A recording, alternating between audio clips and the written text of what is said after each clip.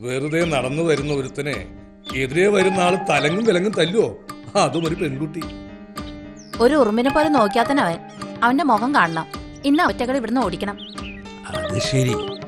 എല്ലാ സുഖസൗകര്യങ്ങളും സ്വാതന്ത്ര്യവും വാരിക്കോരി കൊടുത്തിട്ട് ആൺകുട്ടികളെ നിലവാരമില്ലാതാക്കി വളർത്തിയതും പോരാ, അവര് കാണിക്കുന്ന എല്ലാ വൃത്തികൾക്കും കൂട്ടുനിൽക്കുക ന്യായീകരിക്കുക. നിങ്ങളിപ്പോ പറഞ്ഞല്ലോ എവിടെന്നോ കെട്ടുപൊട്ടിച്ച് വന്നു ഇവിടുന്ന് ഓടിക്കണമെന്നും. ഈ രാജ്യം നിങ്ങളെപ്പോലെ തന്നെ ഞങ്ങളുടേതുവാ.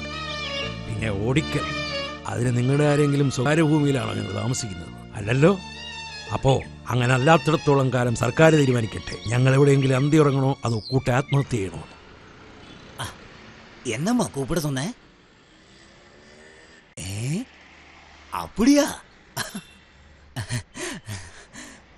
என்னங்க நம்ம புள்ளைக்கு வேலை கிடைச்சாச்சு. சென்னை ஹைகோர்ட்டில் கிளர்க்கு தான். அப்படியா?